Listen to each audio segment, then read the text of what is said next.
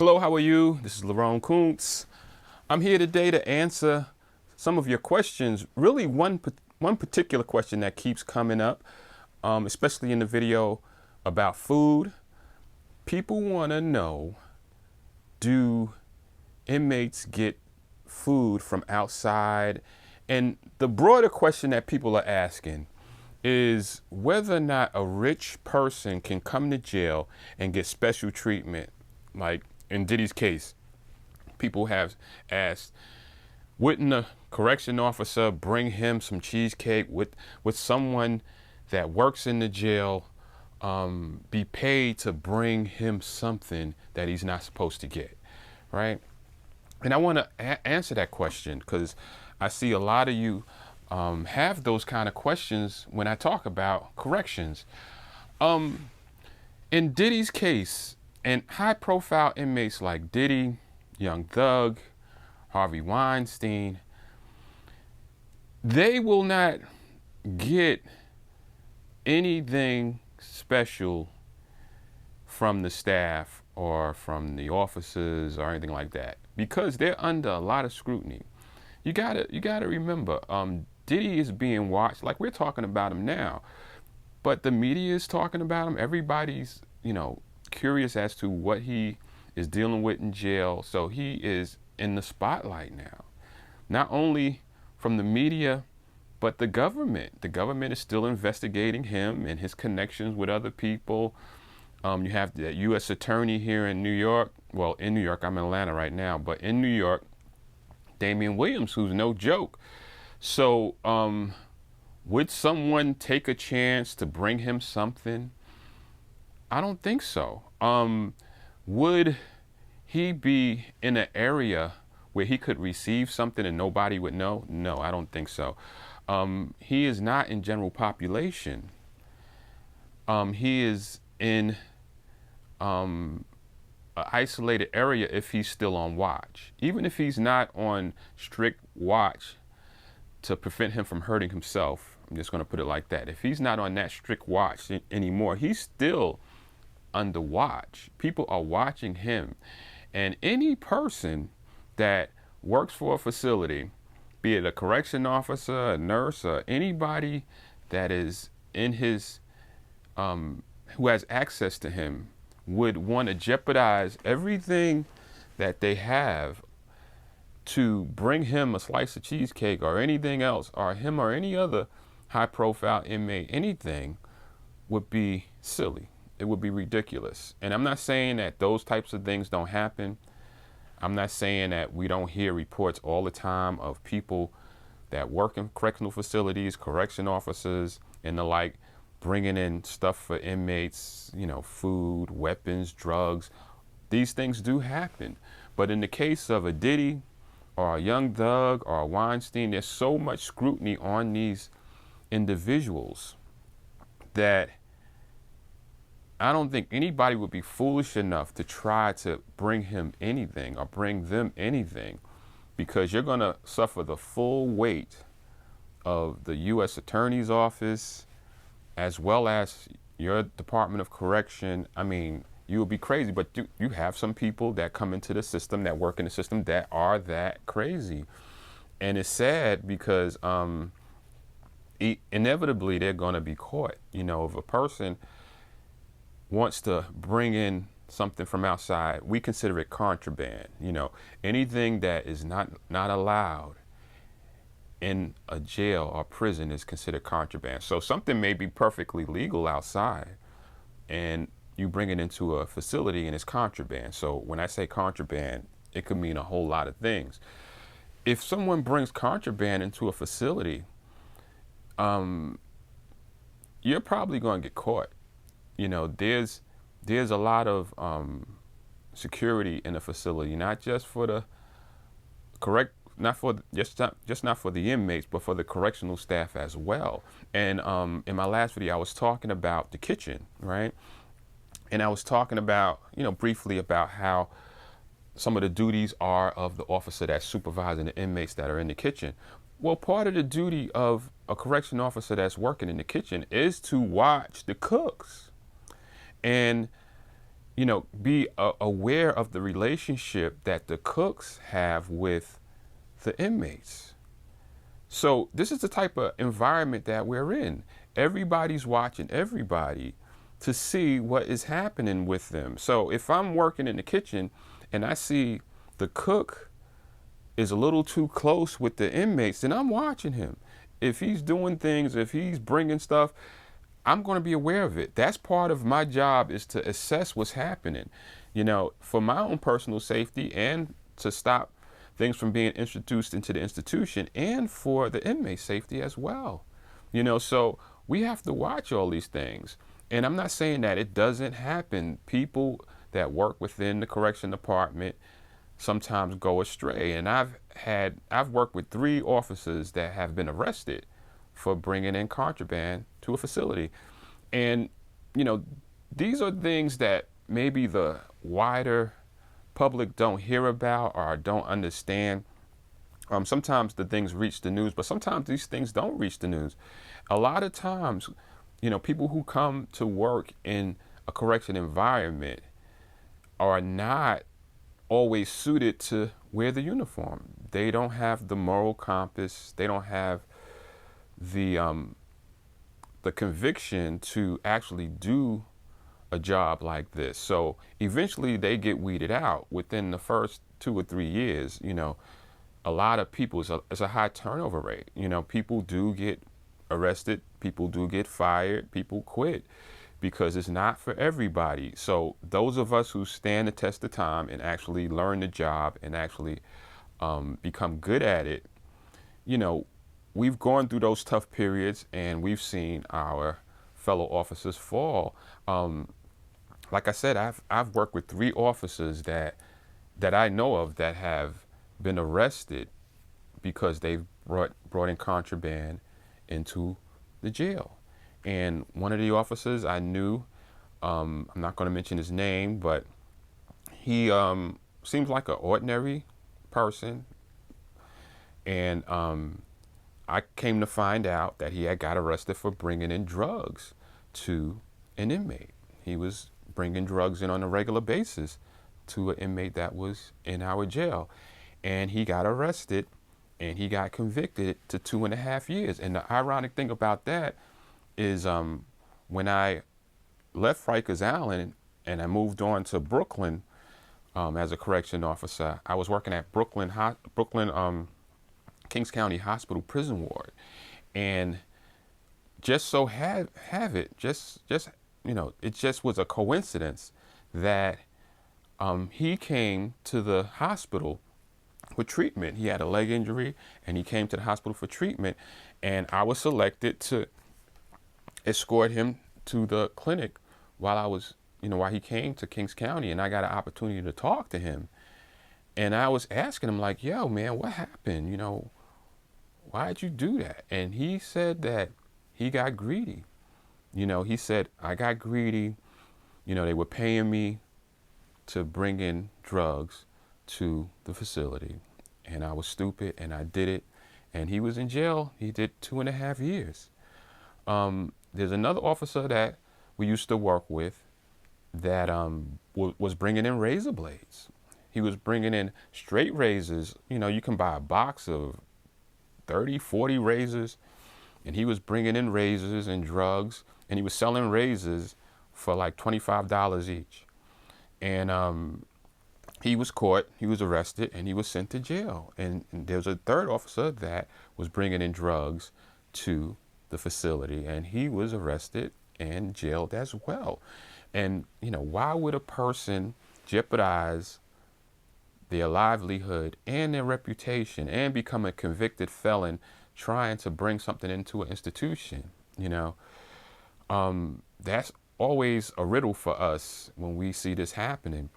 And one thing that goes through your head when you've worked with someone who has been caught doing this, you try to, think about the times you actually work with them and how they interacted with the inmates.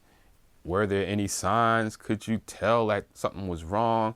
And on 2 occasions where 2 officers were arrested, 2 of the officers that I worked with, when I think back about what it was like when I worked with them, what type of relationship they had with the inmates, it kind of, the signs were there. I could say, like, I could see that something was different in the dynamic between them and the inmates. Because the officer that was bringing in the drugs and the razor blades, I was working in his housing area one day, and you got to understand about correction. You have certain housing areas where officers are there every day. This is their housing area. This is their steady post, and they're working there all the time. And then you have officers like the one that I was at that particular time, where I didn't have a steady post. So I would work in a certain area, maybe 4 days, maybe 2 weeks, and I would move on to the next area. And I was working in this officer's area one day, and we just sitting in the A station kicking it. And this inmates around. You have inmates around, like cleaning stuff up, and just in the area. And I remember this officer saying, he just like said it in passing. He said, that fan is dirty. I need to get that fan cleaned. And like about 4 or 5 inmates heard him say that. And they were like, well, I'll clean it. And they're almost fighting each other to clean this fan. And I'm sitting back and I'm saying, wow, this guy must be a great officer. I mean, he's got that type of control or that type of respect right here in this housing area, where he could just mention that this fan needs to be cleaned, and these inmates will jump and actually want to get it done. And I'm saying, wow, he must be a good officer, because inmates don't want to clean the fan. I mean, you're going to have to order somebody to clean the fan normally, but now you got 4 or 5 inmates almost fighting over the privilege to clean the fan for this officer. And at first glance, I'm like, wow, he's really got a great rapport with these guys. But now, after he got arrested for bringing in razors and drugs, I think about that and I say, wow, that's why the inmates were catering to him and doing what he wanted them to do, was because he was bringing them something, And so they wanted to ingratiate themselves with him. And so the signs were there, but, I'm not saying that every officer that has control like that is bringing something to the inmates. They are officers that have that type of respect and that type of authority or control, and they can get, inmates to do things, and it could happen like that. But in this particular case, when I look back in hindsight, I say, wow, yeah, it probably has something to do with the fact that he was bringing something in. Another occasion when I was working, like I said, some officers work steady. And at that time in my career, I was doing, I didn't have a steady post, so I was circulating throughout the facility. And I worked with this officer. Now, on Rikers Island, they have cells and they have dorms. This particular assignment, I was working in the cell area. And one of the things about the cell area is during the day, you have to run what is called options, meaning that every hour, you're supposed to crack the inmate cell for like about 10 minutes. So the inmates can go in and get whatever they want. If they want to get some food, if they want to get something, whatever they want to get. If they want to go in there and use the bathroom, whatever, you give them the option to go into their cells. But you don't leave their cells open all day, because if the inmate is not in the cell, you don't want to leave his cell open, because it creates problems, because other inmates go in the cell and they steal each other's clothes, they steal each other's commissary and things like that. So you want to just have the option during the time that they're locked out, give them the 10-minute option. You announce it every hour, okay, fellas, on the option, and they'll actually come and get what they want out the cell and put whatever they want in the cell. Well, I came to this housing area. I was working this housing area, and the cells were open, And after I did my count, I closed the cells. And the inmates were upset that I closed the cells, and they were like, yo, what are you doing, man? Why are you closing the cells? And I'm like, the cells are supposed to be closed, the option is over. And the inmates were like really upset, like they had never been told that their cells were supposed to be closed. And they all started this commotion in the corridor near the day room, and I'm like, telling them like, yo, man, this is how it is, man. You know, this is the rule. And these inmates, honestly, I felt like they honestly felt that they were right. They honestly felt like this officer should not be closing our cells. And then the officer that I'm talking about, the officer that was found out to be bringing in drugs to the inmates, he like called the inmates to the side and he said a few soft-spoken words to these inmates, and all of them just was like, okay. They all dispersed, they nodded to me and they just walked away, and I was saying, that's odd, because for whatever reason, these inmates really felt that they were right. And usually, when you have issues like this and inmates actually believe that they are in the right, they're not going to relent. They're going to bring it, right? So I'm thinking like, yeah, this is what's going to happen today. We're going to have an issue back here today. But this officer said a few soft-spoken words to these inmates, and they were cool with it. And I was like, man, either this officer, I don't know what he was doing. I'm like, something ain't right here, because we know as an officer, you're supposed to be running these options. Obviously, he's not running the options, but he calmed these inmates down in like 2 seconds. Months later, find out that he's bringing in drugs to the inmates. So, like, in hindsight, I'm saying, yeah, there was a red flag there. I kind of saw something that was kind of unusual, But the way it goes down is that when someone is bringing something into the facility, and say like they have somebody in the jail that they're bringing this stuff to an inmate. Say for example, in the case of drugs, an officer is bringing drugs to an inmate in the facility, and he's getting paid by someone on the outside. Like now you have, these cash apps and stuff like that. So they'll have a relative or somebody send cash app, or, or just meet with somebody outside the facility, or when they're on their own time, when they're not at work, they'll give the person the drugs, they'll get the person money and say, hey, take this inside and give it to so-and-so. Or they say, take this cheesecake inside, like some of y'all think, take this cheesecake inside to Diddy, here's $1,000, do that.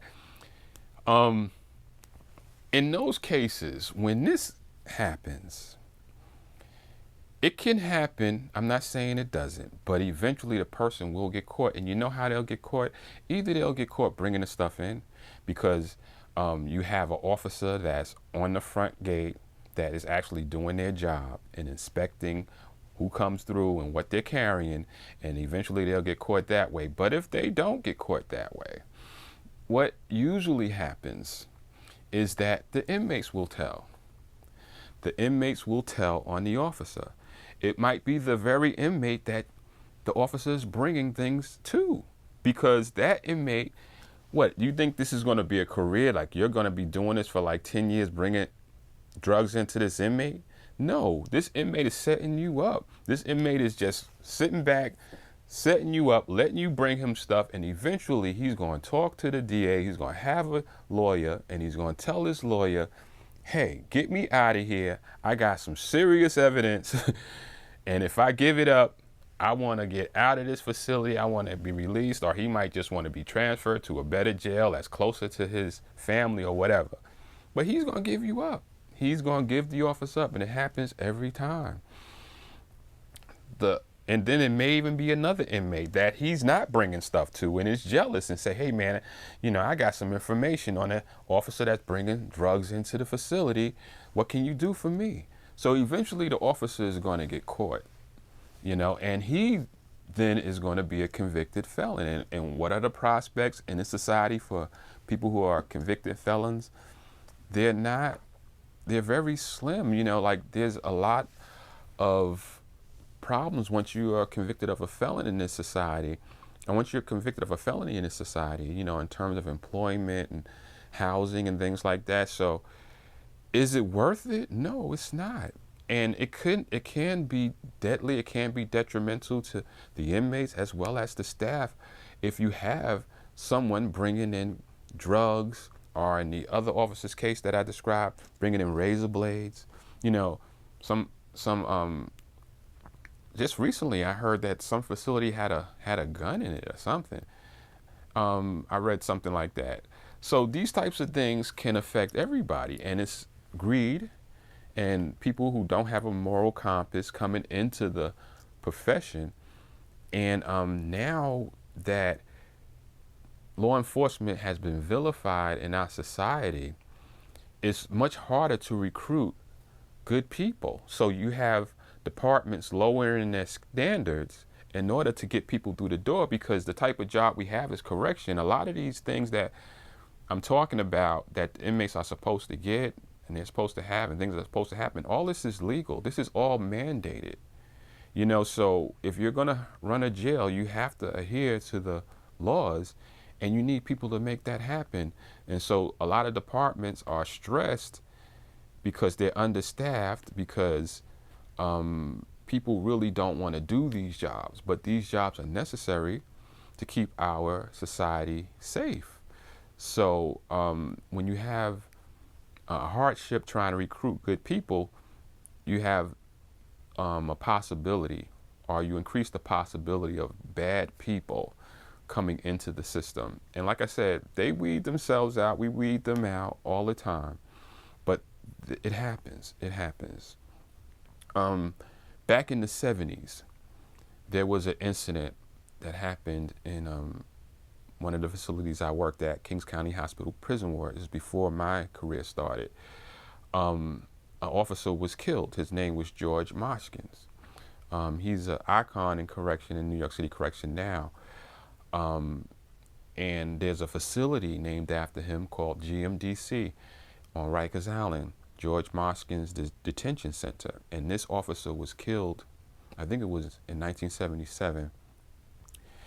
And he was escorting an inmate to the clinic, him and his partner, and the inmate wanted to use the bathroom.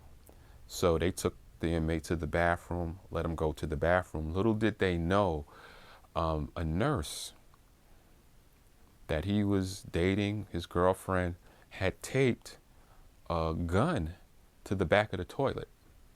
And when they let the inmate go into the bathroom, they took the cuffs off and they let him go into use the bathroom. And then when he came out blazing, and he shot the officer. He shot Moshkins, and Moshkins died.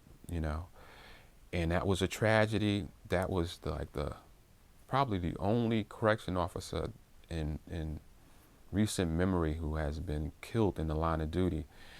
And that it sent a shockwave that is still reverberating in correction, in New York City Correction to this day. And that is what can happen. People who you would not think would do something, do stuff. Like, who would think that a nurse in a hospital would plant a gun for an inmate so he can escape?